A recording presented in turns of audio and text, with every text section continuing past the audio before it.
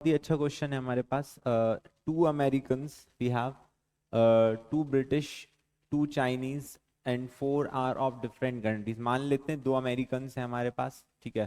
तो let's say एक American A1 है, दूसरा अमेरिकन A2 है। फिर हमारे पास दो ब्रिटिश हैं, तो लेट्स से एक B1 है, एक B2 है। दो चाइनीज हैं, C1 C2, then we have DEFG। ठीक है, तो हमारे पास इतने लोग हैं। अब हमसे क्या बोल रहा है, can be seated if person of the same nationality are to be separated. तो बहुत ही अच्छा क्वेश्चन है। इस क्वेश्चन को हम करेंगे सेट थ्योरी पे। सेट थ्योरी पे बेस्ड क्वेश्चन है। चलिए क्या करना है, देखो हम चाहते हैं कि सेम नेशनलिटी के जो लोग हैं वो सेपरेट हो जाएं। ठीक है, मतलब ये है कि देखो A1 A2 साथ में नहीं आना चाहिए, B1 B2 C1 C2 साथ में नहीं आनी चाहिए, लेकिन A1 B1 आ सकता है, A1 C1 आ सकता है। हम एक मेथड यूज करते हैं गैप मेथड। तो अब कभी कभी बच्चे गैप मेथड से करते हैं, लेकिन उससे बात नहीं बनेगी यहाँ पे। चलिए अब सोचिए हम इसे सेट थ्योरी से करेंगे। कैसे करेंगे मैं आपको बताता हूँ। देखिए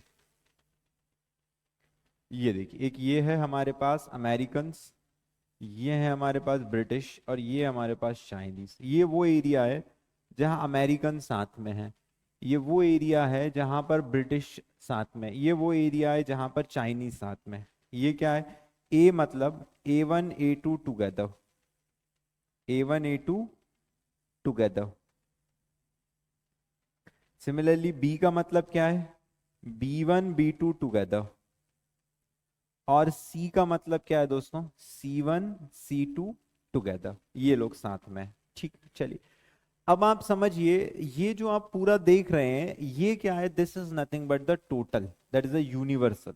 ओके, ये क्या है हमारे लिए, that is the number of element in the universal. और ये हम इसको हम क्या समझ सकते हैं, ये हमारे लिए यूनिवर्सल सेट है दोस्तों। ओके, तो अब इस बात को समझिएगा, हमको जो एरिया चाहिए वो कौन सा एरिया चाहिए। ये एरिया में तो क्या हो रहा है भाई, साथ में अमेरिकन या ब्रिटिश। ये देखो, ये वो एरिया है जहां पर अमेरिकन साथ में है, ये वो एरिया जिसमें ब्रिटिश, ये वो एरिया, यहाँ पे चाइनीज, यहाँ पर अमेरिकन और चाइनीज दोनों, यहाँ पर अमेरिकन और ब्रिटिश दोनों, यहाँ अमेरिकन चाइनीज दोनों, यहाँ पर ब्रिटिश ब्रिटिश चाइनीज चाइनीज दोनों साथ में। यहाँ पर तीनों, अमेरिकन अमेरिकन भी साथ में, ब्रिटिश ब्रिटिश भी साथ में, चाइनीज चाइनीज भी था। हमको ये एरिया सबट्रैक्ट करना है। हमारे लिए ये रिक्वायर्ड एरिया है जो बाहर का एरिया है। तो हमारा रिक्वायर्ड एरिया हमको कैसे मिलेगा, हमको टोटल में से A union B union C subtract करना पड़ेगा। तो देखिएगा, तो रिक्वायर्ड एरिया क्या होगा हमारे लिए, रिक्वायर्ड एरिया होगा total minus N of A union B union C। ठीक है, तो सबसे पहले हम निकालेंगे A union B union C। तो A union B union C निकालने के लिए सबसे पहले हमें निकालना पड़ेगा Na। Na का मतलब क्या है कि A1 A2 टुगेदर। Ne का मतलब क्या है दोस्तों, A1 A2 टुगेदर। अभी हमने बात करी ये लोग साथ में, तो कितने वेज होंगे अगर A1 A2 साथ में है, तो सोचिए, दैट इज A1 A2 को हमने क्या कर दिया, ग्रुप कर दिया। तो हमारे पास कितने बच गए, 8 + 1, दिस इज 9। तो 9 को अरेंज करने के कितने तरीके हो जाएंगे, 9 फैक्टोरियल। और A1 A2 जहां पर जाएंगे साथ में जाएंगे, तो इंटरनल अरेंजमेंट होगा 2 फैक्टोरियल से। अब जो Na है वही Nb के बराबर होगा और वही Nc के बराबर होगा, ये ध्यान रखिए। फिर N of A intersection B की बात करते हैं। तो N of A intersection B की अगर मैं बात करूं, तो what is N of A intersection B। A intersection B में क्या होगा, A मतलब A1 A2 टुगेदर, B मतलब B1 B2 together.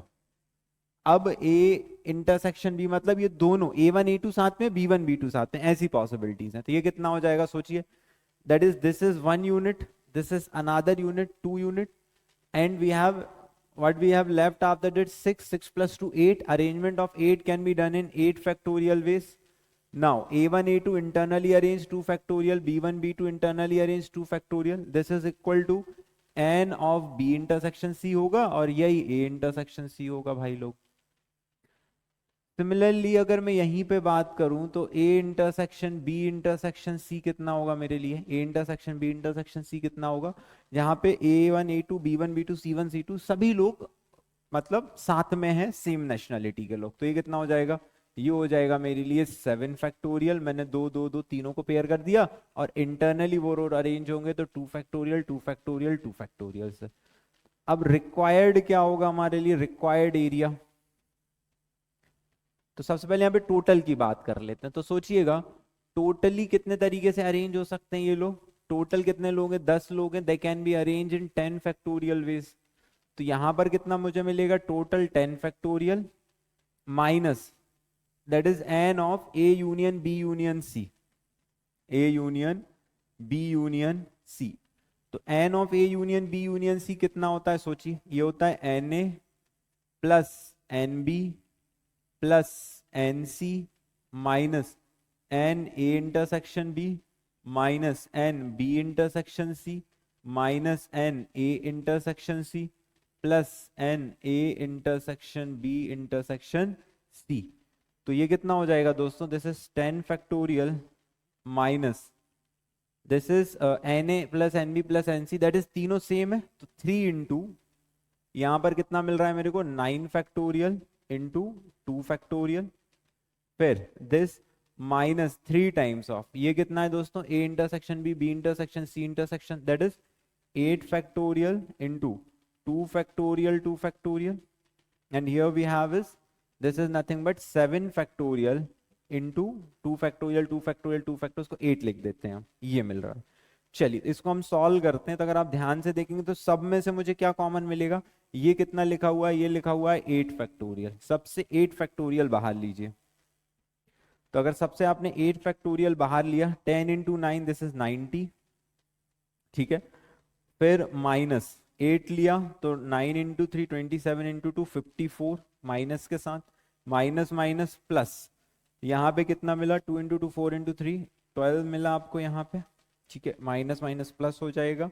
And here what you are going to get is this is minus 1, ठीक है।